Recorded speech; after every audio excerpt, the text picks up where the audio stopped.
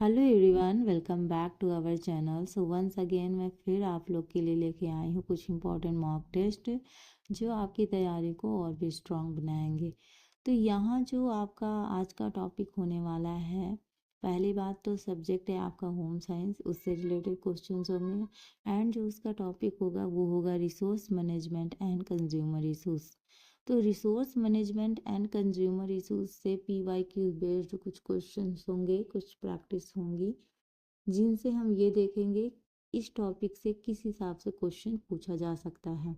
हमने ये टॉपिक पढ़ रखा है तो हम इसकी जो प्रैक्टिस है वो आराम से कर सकते हैं, है ना। क्योंकि सिर्फ पढ़ना काफ़ी नहीं है जब तक हम किसी चीज़ का अभ्यास नहीं करते। ठीक है, अब मान लो खाना ही बना रहे हो, खाना बनाना आपने देख लिया, सीख लिया, लेकिन जब तक आप खुद नहीं बनाओगे, खुद उसकी प्रैक्टिस नहीं करोगे, तब तक चीज़ें नहीं समझ में आएंगी। ठीक है, तो वैसे ही हमारी स्टडी भी होती है। हमने पढ़ सब कुछ लिया है लेकिन हमने प्रैक्टिस ही नहीं की, तो फिर जाके आपका पढ़ा लिखा सब बिल्कुल वेस्ट हो जाने का है। तो वो नहीं करना, हमको प्रैक्टिस भी पूरी करनी है, साथ साथ में रिवीजन भी करने हैं।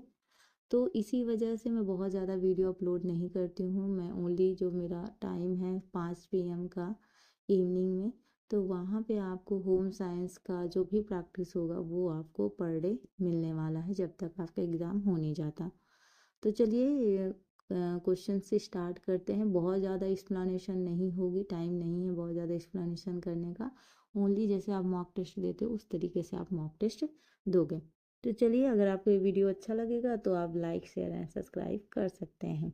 ओके, चलिए स्टार्ट करते हैं। जो पहला क्वेश्चन है वो क्या है कि जैसा कि मिलर ने सुझाव दिया है, TOTE किसका मूल पैटर्न है, यानी टॉट किसका मूल पैटर्न है।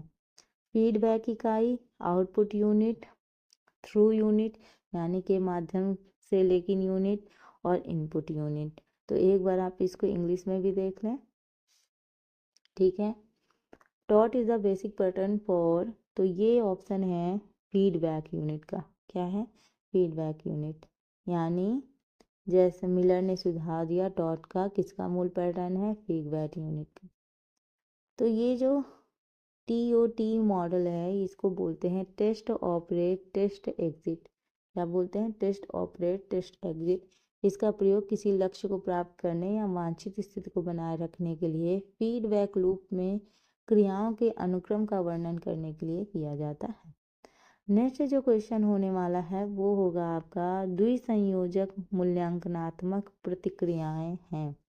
द्विसंयोजक यानी यहाँ दो का मिक्स रूप बताया जा रहा है, यानी संतोषजनक और नियंत्रण प्रतिक्रियाएं, असंतोषजनक और नियंत्रण प्रतिक्रियाएं, संतोषजनक और असंतोष प्रतिक्रियाओं का मिश्रण, और प्रतिक्रियाओं को नियंत्रित करना। एक बार आप इसको यहाँ पे भी देखें।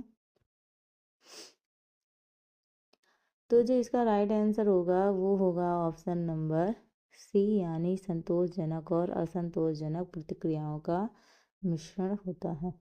ठीक है, संतोषजनक मतलब सकारात्मक पॉजिटिव की बात करेगा, असंतोषजनक यानी निगेटिव यानी नकारात्मकता की बात करेगा। मंडेल के अनुसार उत्पाद में परिवर्तन, ठीक है, मंडेल के अनुसार उत्पाद में परिवर्तन परिवर्तन की उच्चतम श्रेणी है, परिवर्तन की मध्यवर्ती श्रेणी है, परिवर्तन की निम्नतम श्रेणी है, या कार्य के श्रेणीकरण में विकल्प नहीं माना जाता। ऑप्शन नंबर डी है। ये रहा आपका इंग्लिश में, एक बार देखिए और आंसर देने की कोशिश कीजिए। अगर नहीं भी आता तो भी आंसर दीजिए। ठीक है, is the highest category of change of, right option is a, is the highest category of change यानी परिवर्तन की उच्चतम श्रेणी। ठीक है, परिवर्तन की उच्चतम श्रेणी। चलिए नेक्स्ट क्वेश्चन आता है कि सार्वजनिक भविष्य निधि खाता जमा राशियां निम्नलिखित के तहत आयकर छूट के लिए पात्र हैं। IT अधिनियम की धारा 80L, IT अधिनियम की धारा 80DD, आयकर अधिनियम की धारा 80 CCA, और आयकर अधिनियम की धारा 88। तो आपको राइट ऑप्शन बताना है क्या होगा। तो जो इसका राइट आंसर होने वाला है वो होने वाला है section 80 CCA of IT act. ठीक है, यानी आयकर अधिनियम की धारा 80 CCA, ये आपका होगा राइट ऑप्शन। तो जो पब्लिक प्रोविडेंट फंड होता है जिसको हम लोग बोलते हैं PPF, तो ये एक दीर्घकालिक बचत योजना है। तो इसमें कटौती की जाती है तो वर्ष में 1.5 लाख तक की कटौती की ये क्या करता है, इजाज़त देता है। वर्ष में मतलब ईयर में 1.5 लाख तक की। ठीक है। नेक्स्ट है आपको इसका प्रोसेस लगाना है, क्रम लगाना है आपको इसका। नौकरी विश्लेषण की प्रक्रिया को क्रम में लगाना है आपको, पहले से बाद के क्रम में।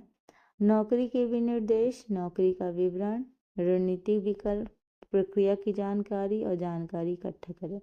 जो ऐसे क्वेश्चंस होते हैं अगर आप इसको इंग्लिश में देखेंगे तो शायद आप इसको ईजिली सॉल्व कर सकते हैं, मुझे ऐसा लगता है। बाकी हिंदी में भी सॉल्व किया जा सकता है, बट कुछ चीज़ें ऐसी भी हैं कि अगर आप इंग्लिश में देखेंगे तो शायद आपको ज़्यादा समझ में आ जाएगा।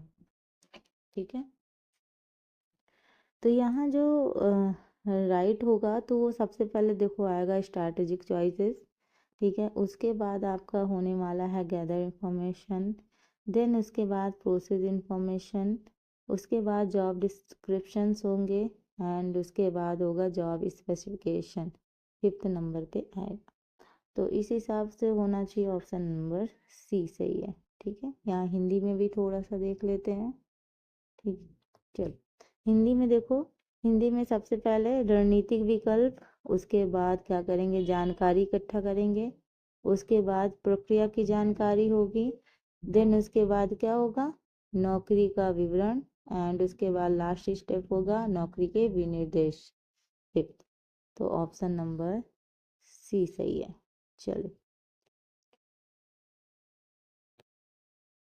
नेक्स्ट है, अधिकतम उपयोगिता के लिए बाजार खंडों में निम्नलिखित विशेषताएं होनी चाहिए। क्या क्या विशेषताएं होनी चाहिए, मापनीयता, पर्याप्तता, कार्रवाई की क्षमता, निर्भरता या पहुंच। ठीक है। आपको राइट ऑप्शन चुनना है, कौन कौन सा होगा। एक बार आप इसको इंग्लिश में भी देखें।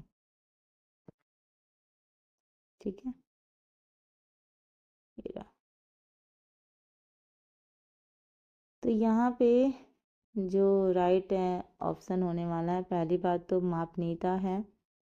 ठीक है। पर्याप्तता भी होगी, कार्रवाई की क्षमता होगी, पहुंच भी होगी, पर निर्भरता नहीं होगी।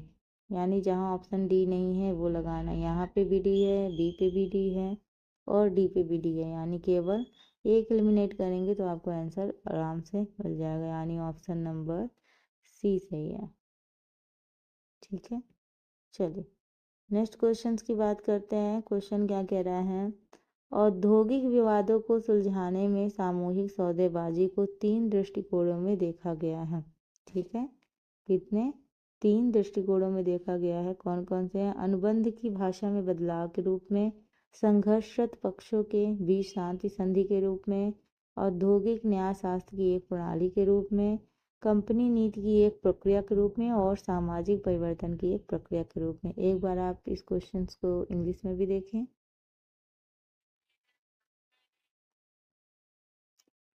चलिए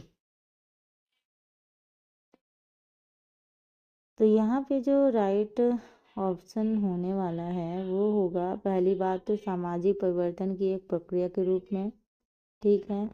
उसके बाद होगा संघर्षरत पक्षों के बीच शांति के रूप में, और क्या होगा ऑप्शन इसका सही, औद्योगिक न्यायशास्त्र की एक प्रणाली के रूप में। ठीक है। तो यहाँ पे EBC ये ऑप्शन सही है। देखते हैं EBC कहाँ है, EBC यहाँ पे ऑप्शन नंबर C में, ऑप्शन नंबर C सही है।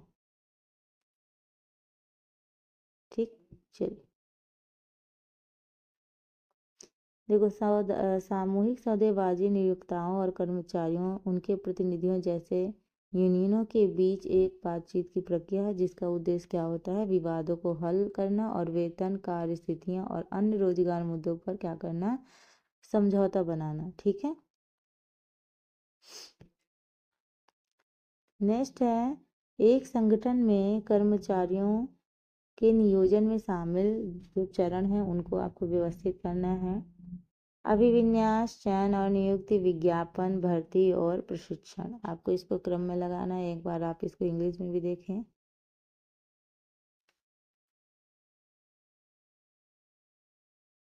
ये रहा लास्ट ऑप्शन। चल, तो देखो, पहले इसका होगा, पहले कोई भी वो चीज़ होती है तो पहले हम क्या देते हैं, विज्ञापन। विज्ञापन के बाद क्या होगा, उसकी भर्ती होगी। भर्ती के बाद चयन और क्या होगा, नियुक्ति होगी। फिर उसका अभिविन्यास होगा, ठीक है। और उसके बाद उसका होगा प्रशिक्षण मतलब ट्रेनिंग, ठीक है।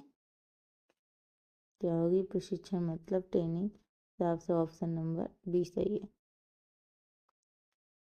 Option number B. चल, नेक्स्ट क्वेश्चन है, नेतृत्व शैलियों की पहचान कीजिए। लेजर फेयर, निरंकुश, इंटरैक्टिव, लोकतांत्रिक, नौकरशाही। आपको नीचे दिए गए सही विकल्पों का चयन करना है। बहुत छोटा कर दूंगी तब जाके आपको विकल्प दिखेगा, इसलिए मैं आपको पहले क्वेश्चन दिखा रही हूँ।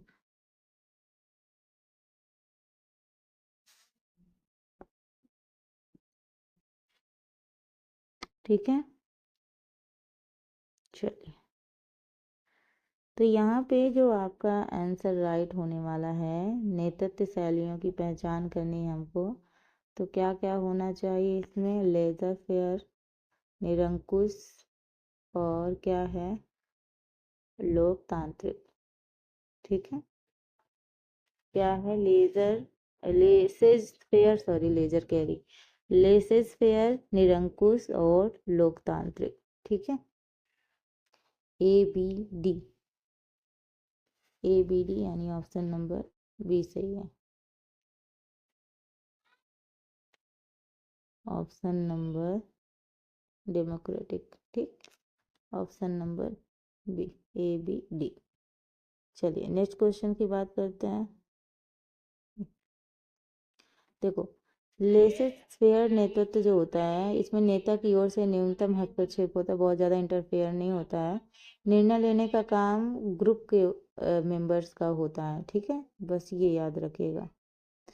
निरंकुश नेतृत्व में क्या होता है, नेता समूह से परामर्श किए बिना निर्णय ले लेता है, मतलब उसको ये ज़रूरत नहीं है कि मैं किसी से पूछूं, किसी से सलाह मशवरा करूं, वो अपने आप ही क्या कर देता है, निर्णय ले लेता है, ठीक है। नेक्स्ट क्या है, डेमोक्रेटिक की बात करते हैं। निर्णय लेने में समूह के सदस्यों की भागीदारी को बढ़ावा देता है, मतलब ये जब भी डिसीजन लेगा तो जो भी ग्रुप के मेंबर होंगे उनसे भी सलाह मशवरा करेंगे, पूछेंगे, उसके बाद डिसीजन लेंगे। मतलब ऐसा नहीं है कि अपने आप जो मन में आया वो कर लिया, ठीक है, वो चीज़ होती है। नेक्स्ट है, विस्तार कार्यक्रमों के विफल होने के कारणों में से एक है, लक्ष्यों की प्रति प्रतिबद्धता, सीमित कारकों की पहचान, सत्तावादी प्रबंधन, या परिवर्तन के लिए रणनीतियों का उपयोग, ठीक है। तो यहाँ पे जो इंग्लिश है आप इसको भी देखें, एक्सटेंशन प्रोग्राम्स फेल इज। चलिए, तो इसका जो राइट ऑप्शन होने वाला है वो होगा आपका सत्तावादी प्रबंधन। क्या होगा, सत्तावादी प्रबंधन, ठीक है। चलिए,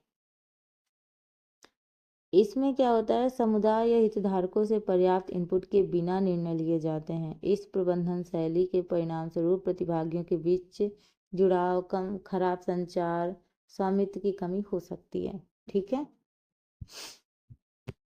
चलो नेक्स्ट क्वेश्चन है, कौन सा कारक दैनिक जीवन में समय प्रबंधन की प्रभावकारिता निर्धारित करने में सबसे महत्वपूर्ण भूमिका निभाता है। आपको इसका राइट आंसर बताना है। आसानी के आधार पर कार्यों का अनुक्रम, महत्व और आवश्यकता के आधार पर कार्यों का को प्राथमिकता देना, अवधि के आधार पर कार्यों को पूरा होना, और परिवार के सदस्यों को कार्य सौंपना। इसका राइट आंसर क्या होना चाहिए, आप बताइए।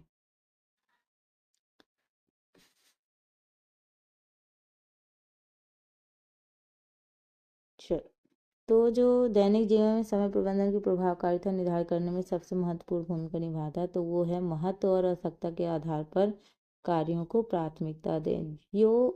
मतलब जो वर्क बहुत इम्पोर्टेंट हैं, जिनकी नीड्स ज़्यादा है, उनको वरीयता क्रम में रखें। ठीक है, ऑप्शन नंबर बी सही है।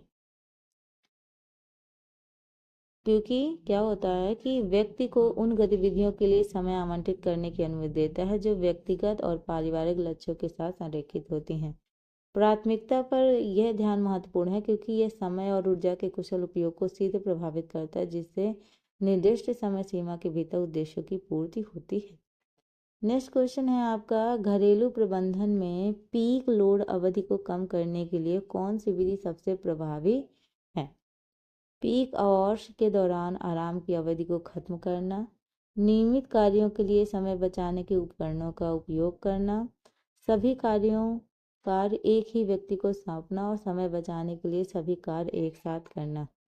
ठीक है, तो यहाँ एक बार आप इसको इंग्लिश में देखें।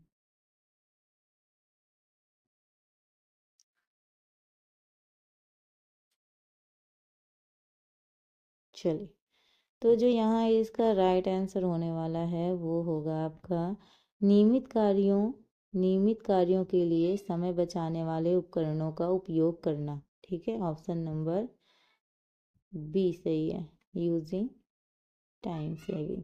ठीक, चलो देखो, नियमित कार्यों के लिए समय बचाने वाले उपकरणों का उपयोग करना पीक लोड अवधि को प्रबंधित करने और कम करने में प्रभावी है। स्वचालित वॉशिंग मशीन, माइक्रोवेव या डिशवॉशर जैसे समय बचाने वाले जो भी उपकरण दोहराए जाने वाले कार्यों को व्यवस्थित करते हैं, जिससे मैनुअल श्रम और आवश्यक समय की क्या होती है, मात्रा कम होती है। नेक्स्ट क्वेश्चन है अभिकथन और कारण से। अभिकथन में कहा जा रहा है कि उद्यमिता रोजगार के अवसर पैदा करके और नवाचार को बढ़ावा देकर आर्थिक विकास में महत्वपूर्ण भूमिका निभाती है। इसका रीजन क्या दिया है कि उद्यमी मुख्य रूप से स्वतंत्र रूप से काम करने और व्यक्तिगत संतुष्टि प्राप्त करने की इच्छा से प्रेरित होते हैं। आपको बताना है क्या अभिकथन कारण दोनों सही हैं या गलत हैं। ठीक है, तो यहाँ देखिए, उद्यमिता रोजगार के अवसर पैदा करके और नवाचार को बढ़ावा देकर आर्थिक विकास में महत्वपूर्ण भूमिका निभाती है, ये बात सही है। उद्यमी मुख्य रूप से स्वतंत्र रूप से काम करने और व्यक्तिगत संतुष्टि प्राप्त करने की इच्छा से प्रेरित होते हैं, ये भी सही है, बट एक्सप्लेनेशन सही नहीं लग रही है। तो यहाँ होगा ऑप्शन नंबर बी। ठीक है, ऑप्शन सही है लेकिन एक्सप्लेनेशन सही, दोनों सही है लेकिन एक्सप्लेनेशन सही नहीं, मैंने इंग्लिश में दिखाया ही नहीं, अब आप देख लो। ठीक है, तो ये दोनों सही हैं, एक्सप्लेनेशन सही नहीं है। चलिए, नेक्स्ट क्वेश्चन की बात करते हैं। प्रभावी समय प्रबंधन में शामिल निम्नलिखित चरणों का सही क्रम में व्यवस्थित करना है। आवश्यकता और महत्व के आधार पर कार्यों को प्राथमिकता दें। प्रत्येक कार्य के लिए आवश्यक समय का अनुमान लगाएं। किए जाने वाले सभी कार्यों की सूची बनाएं और कार्यों को पूरा करने के लिए तार्किक क्रम में व्यवस्थित करें। तो आपको इसको सीक्वेंस लगाने हैं। ठीक है, एक बार आप इधर भी देख लें।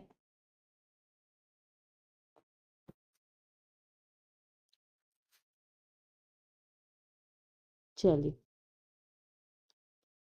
तो यहाँ देखो, सबसे पहले तो क्या आएगा कि सबसे पहले आएगा कि किए जाने वाले सभी कार्यों की क्या बनाओगे, आप सूची बनाओगे।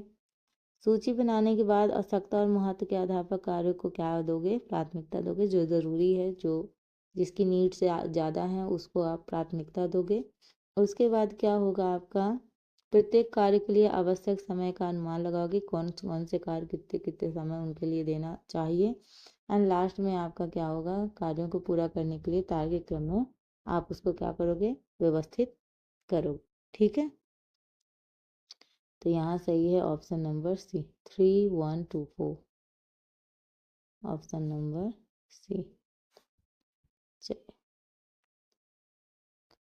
नेक्स्ट क्वेश्चन क्या कह रहा है कि उपभोक्ता निर्णय लेने की प्रक्रिया में निम्नलिखित चरणों को व्यवस्थित करें। ठीक है, यह ध्यान में रखते हुए कि उपभोक्ता अक्सर सचेत और अवचेतन मूल्यांकन के मिश्रण से गुजरते हैं। पहला है विशेषताओं के आधार पर संभावित विकल्पों का मूल्यांकन और शॉर्ट लिस्ट करें। बी है दूसरा, बाहरी या आंतरिक उत्तेजनाओं द्वारा ट्रिगर की गई आवश्यकता को पहचानें। ठीक है। तीसरा है परिस्थिति जन्य कारकों से प्रभावित अंतिम निर्णय और खरीद कार्यवाही। फोर्थ है खरीद के बाद का अनुभव और संतुष्टि का आकलन। और फिफ्थ है लाभ और जोखिम दोनों पर विचार करते हुए विभिन्न स्रोतों से जानकारी एकत्र करें। एक बार यहाँ आप इंग्लिश में भी देखें इसको, फिर आंसर करते हैं।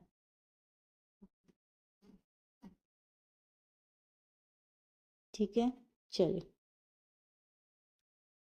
तो देखो, इसको सबसे पहले होना चाहिए कि बाहरी या आंतरिक उत्तेजनाओं द्वारा ट्रिगर की गई आवश्यकता को क्या करना है, पहचानना है। हमने कहा था अगर आपको आइडेंटिफाई करने के लिए मतलब इसमें ऑप्शन में कहीं पे भी दिखे तो आप इसको फर्स्ट पे ही लगाइएगा, तो यहाँ चांसेस होता है राइट होने का। ठीक है, तो यहाँ पे आएगा सबसे पहले बाहरी या आंतरिक उत्तेजनाओं द्वारा ट्रिगर की गई आवश्यकताओं को क्या करना है, पहचानना है। उसके बाद क्या आएगा नंबर, उसके बाद आएगा लाभ और जोखिम दोनों पर विचार करते हुए विभिन्न स्रोतों से क्या करना है, जानकारी लेना है। उससे उसके बाद क्या करना है, उसके बाद आएगा विशेषताओं के आधार पर संभावित विकल्पों का मूल्यांकन और शॉर्ट लिस्ट करें। देन उसके बाद परिस्थिति जन्य कारकों से प्रभावित अंतिम निर्णय और खरीद कार्यवाही। एंड उसके बाद जो ऑप्शन आएगा वो आपका आएगा फिफ्थ, यानी लास्ट में खरीद के बाद का अनुभव और संतुष्टि का क्या करेंगे, आप आकलन करेंगे। ठीक है, तो ये क्रम होने वाला है आपका, तो इस हिसाब से होना चाहिए ऑप्शन नंबर ए 25134। ठीक है, यहाँ है ऑप्शन नंबर ए सही है। ठीक है, ऑप्शन नंबर ए सही है। आप एक बार इसको इंग्लिश में भी मिला लीजिएगा। चलिए नेक्स्ट क्वेश्चन की बात करते हैं। फिर क्वेश्चन लगभग ऐसा ही है। उन विकल्पों की पहचान करें जो उपभोक्ता संरक्षण अधिनियम में उल्लेखित मूलभूत उपभोक्ता अधिकारों के साथ संरेखित नहीं है, जो अनुचित प्रथाओं के खिलाफ उपभोक्ताओं को सशक्त बनाने और बाजार में सुरक्षा और पारदर्शिता सुनिश्चित करने पर केंद्रित है। ठीक है, तो यहाँ पे भी आपको क्या कहते हैं बताना है। ठीक है, राइट आंसर क्या होने वाला है इनमें से, तो सूचित किए जाने का अधिकार, बिक्री से लाभ का अधिकार, निवारण मांग करने का अधिकार, उपभोक्ता शिक्षा का अधिकार, कानूनी प्राधिकरण को अस्वीकार करने का अधिकार, सुरक्षा का अधिकार और अप्रतिबंधित धन वापसी का अधिकार। एक बार आप इसको इंग्लिश में भी देखें, फिर आंसर करते हैं।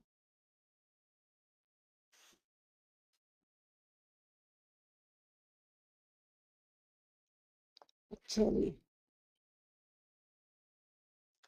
तो इसमें जो राइट होना चाहिए वो होना चाहिए, पहली बात तो बिक्री से लाभ का अधिकार।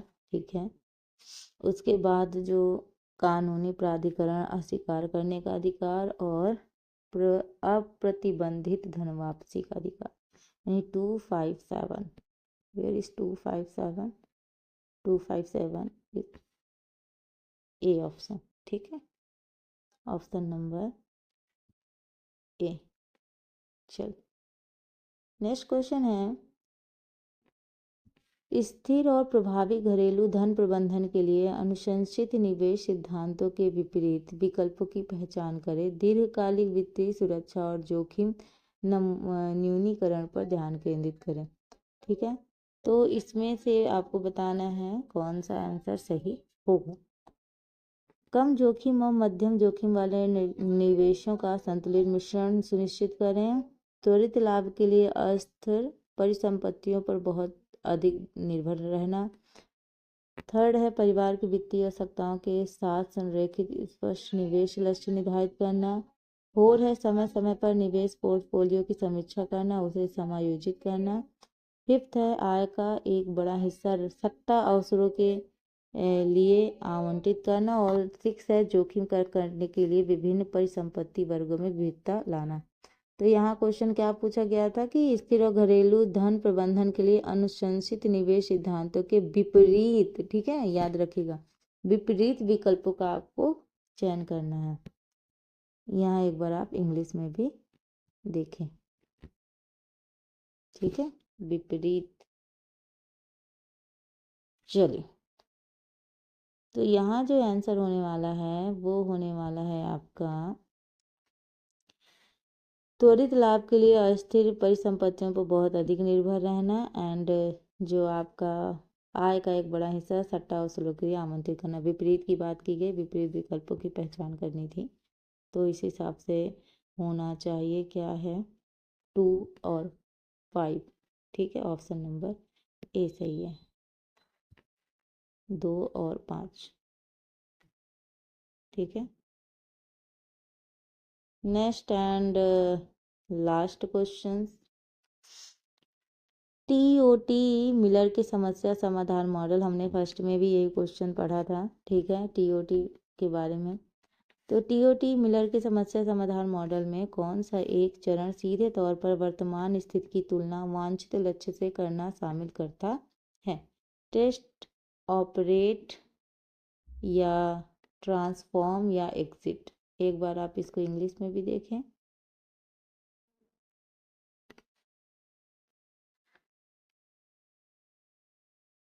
Comparing the current stage to the desired goal. वैसे सब लोग बहुत मेहनत करते हैं पढ़ने के लिए, लेकिन बस ये होता है कि एग्ज़ाम आने से पहले बहुत टेंशन हो जाती है। तो इस बार एग्ज़ाम आने से पहले टेंशन नहीं लीजिएगा, रिलैक्स होकर एग्ज़ाम दीजिएगा। ठंडी का वैसे भी मौसम चल रहा है ना। वैसे भी कांपते हुए आप लोग जाओगे इतनी ठंड भरी मौसम में, क्योंकि ठंड बढ़ चुकी है। तो चलिए, जो इसका राइट आंसर होने वाला है वो होने वाला है आपका ऑप्शन नंबर ए, टेस्ट। क्या होगा? टेस्ट होगा इसका जो राइट ऑप्शन है। वर्तमान स्थिति की तुलना वांछित लक्ष्य से करना शामिल होता है टेस्ट में। ठीक है, तो ये रहे कुछ इम्पोर्टेंट क्वेश्चंस। अगर आपको ये क्वेश्चंस अच्छे लगे हों, आपके लिए आपकी कुछ भी हेल्प कर पा रहे हों, तो मेरे चैनल को सब्सक्राइब कर लें, बेल आइकन प्रेस कर लें, ताकि मेरे वीडियो की नोटिफिकेशन आप तक पहुंच जाए। और ज़्यादा से ज़्यादा लोगों को शेयर कीजिए, अपने फ्रेंड्स सर्कल, अपने रिलेटिव या अपने जो भी आसपास जिनसे आप जानकारी पाते हैं, प्राप्त करते हैं। और अगर आपको ये वीडियो पसंद आए, मेरी थोड़ी सी भी मेहनत अगर आपको पसंद आए, तो आप लाइक कर सकते हैं। ठीक है, चलिए मिलते हैं अपने नेक्स्ट वीडियो में। तब तक के लिए अपना ख्याल रखिए, ठंडी से बचे रहिए। Thank you for watching, bye bye.